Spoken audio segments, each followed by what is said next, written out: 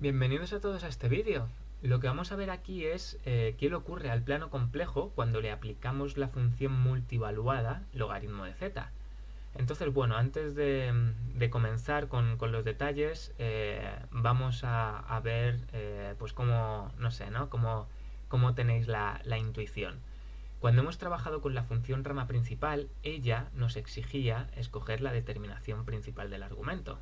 Es decir, que teníamos que contar nuestra vuelta desde menos pi hasta pi, ¿de acuerdo? Menos pi podría ser el inicio de la vuelta y pi podría ser el final, por ejemplo, ¿sí? Pues tras, bueno, y el corte de ramificación tenía que aparecer aquí en el semieje real negativo. Pues si todos estos números z les aplicábamos la función logaritmo, veíamos que lo que pasaba es que el inicio y el final de nuestra vuelta conformaban unas ciertas fronteras en el plano de la imagen. Esa de ahí sería menos pi, la frontera pi pues se mapearía ahí y hemos visto que nuestro plano complejo quedaría entre medias, ¿sí? Vale, si ahora trabajamos con una función multivaluada, como el logaritmo, que no nos exige escoger la determinación principal del argumento, ni tampoco poner el corte de ramificación ahí, pues entiendo que en la imagen, yo qué sé, ¿no? Si la vuelta, en vez de empezar en menos pi, aparece en un ángulo gamma, pues me mapeará la frontera de la vuelta aquí, ¿verdad? Gamma, y el final de la vuelta, que acabará ¿dónde? Pues en gamma más 2pi. Pues será esta de aquí, ¿sí? Gamma más 2pi. Pero esto sería nada más que una de las ramas, y estamos trabajando con una función multivaluada. Entonces me dará infinitas ramas, ¿sí? Todas con una extensión 2pi. Entonces, si esta otra rama empieza en gamma 2pi, ¿dónde terminará? Pues en gamma más 4pi, ¿sí? Etcétera, tanto para arriba como para abajo, ¿no? Si esta es gamma, pues la que esté por debajo, ¿qué será? Pues será gamma menos 2pi. Bien, pero hay muchos detalles que pueden dar problemas, entonces vamos a ir mirándolos. Para eso vamos a hacer un ejemplo y vamos a pensar lo siguiente. Vamos a realizar el mapeo de la función multivaluada logaritmo de z, y lo vamos a hacer igual que cuando trabajamos con la función rama principal para que sea más fácil, ¿vale? De comienzo. Vamos a escoger nuestra determinación del argumento como la determinación principal, es decir, que empezamos en menos pi y acabamos en pi y por tanto el corte de ramificación está aquí, ¿bien? Bien, pues como este ejemplo es el de antes, sabemos que una de las infinitas ramas que va a ofrecer esta función multivaluada va a ser esta de aquí, ¿de acuerdo? La que meta mi plano entre menos pi y pi, que de hecho tiene un nombre propio y se le llama la rama principal, ¿de acuerdo? ¿Cómo definiríamos entonces esta rama? Pues si nos fijamos en esta fórmula, la rama viene definida por el argumento y nosotros simplemente diríamos que la rama es aquella cuyo argumento de z está entre menos pi y pi. Vale, pero eso si nos fijamos en esta fórmula. ¿Qué ocurriría si en vez de tratar con esta manera de escribir la función multivaluada logaritmo, utilizáramos la alternativa en la que argumento de z con minúscula se traduce en argumento principal más n veces 2pi? Pues que ahora tendríamos que decir que la rama es aquella en la que el argumento principal de z más n veces 2pi está en ese intervalo entre menos pi y pi. Y aquí es donde, ¿no?, empieza a venir un pequeño problema. Claro, si miramos esta fórmula, es muy sencillo darse cuenta que esto ocurre cuando ¿qué? Cuando n es igual a 0, ¿verdad? Y es que ocurre así, entonces, bueno, pues no hay problema. Y sin querer, uno entiende que esta rama de aquí es la que se produce cuando n es igual a 0. Y en este caso, esto pasa, ¿no? Vale, pero yo sé que la función multivaluada logaritmo no me devuelve una imagen de un punto, sino infinitas. Si a este punto yo le hago la función multivaluada logaritmo, pues sé que me va a dar no solo este punto, sino el mismo punto pero a una distancia 2pi en el eje imaginario, ¿vale? Y así infinitos puntos por arriba y por abajo.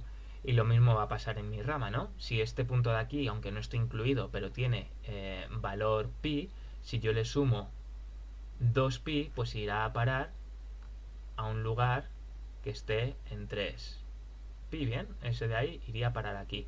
Uno de aquí, ¿a dónde iría a parar? Pues súmale 2pi, más o menos por ahí. Uno de aquí, pues súmale 2pi, más o menos ahí.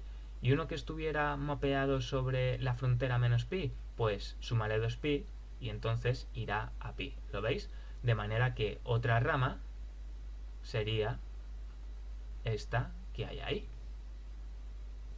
Y ahora, pues igual que antes, si quiero definir la rama que está entre pi y 3pi, atendiendo a esta fórmula de aquí, simplemente tendré que poner pi menor que el argumento de mis números z menor que 3pi.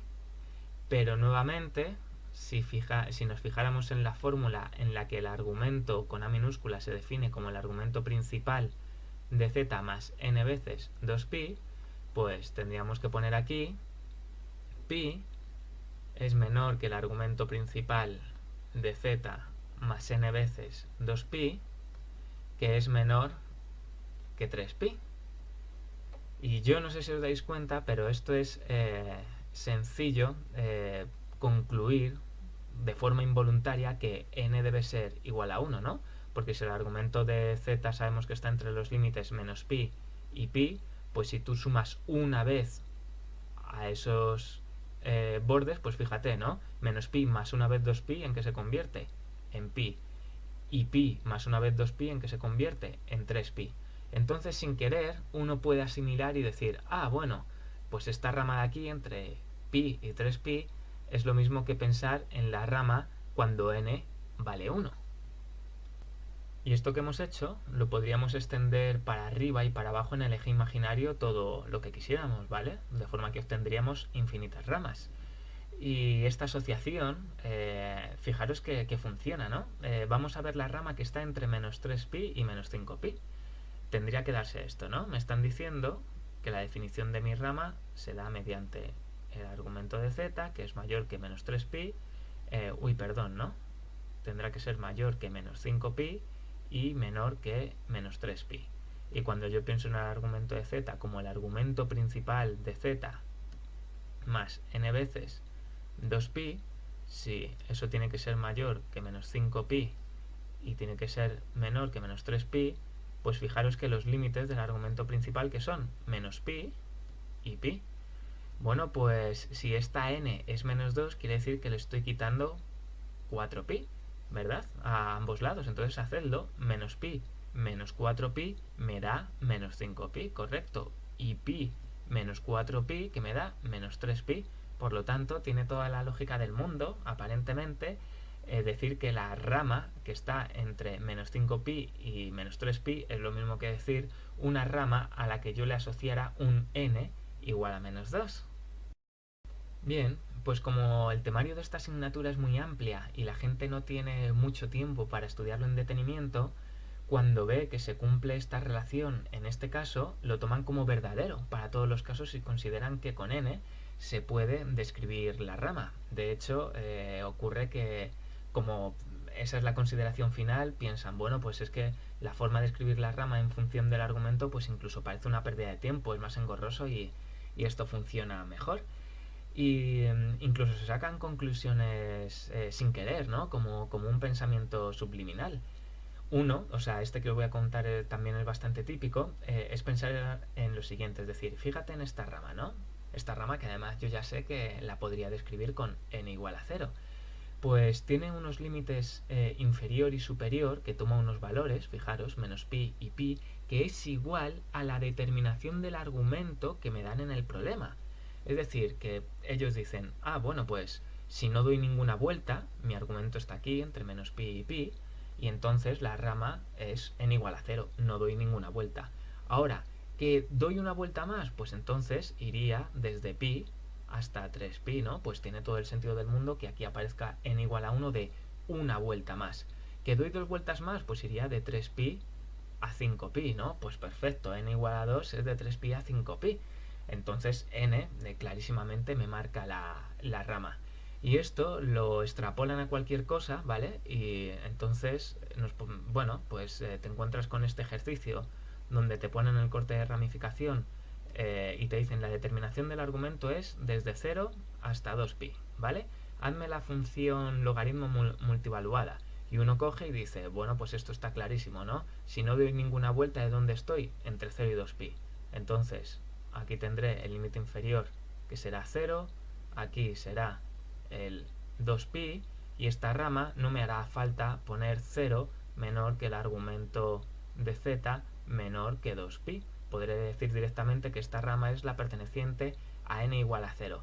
¿Que voy de 2pi a 4pi? Pues diré que esta es la rama con n igual a 1. Bueno, pues todas las asociaciones que os acabo de contar no valen para otro caso que no sea justamente este, ¿de acuerdo? La n no me indica la rama. Y uno dice, pero ¿cómo que no? Si lo acabamos de hacer y funciona. Que sí, que para este caso justamente sí, pero para ningún otro va a funcionar. Y todo lo que os he contado después del resto de asociaciones, considerando que n me informa de la rama, pues lógicamente tampoco funciona, ¿de acuerdo? Para ningún caso. Entonces, no os he contado cuál es el significado de n, pero os he contado cuál no es la rama, ¿vale? Ese no lo es. ¿Por qué?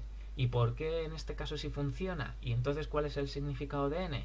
Bueno, pues yo no sé, ¿no? Si habréis visto esta serie de Juego de Tronos, pero tienen esa frase de la noche es oscura y alberga horrores. Y yo cada vez que veo un logaritmo, pues para mí es lo mismo. Es muy oscuro y alberga un montón de horrores. Entonces, todas esas preguntas, ¿por qué esto sí funciona aquí?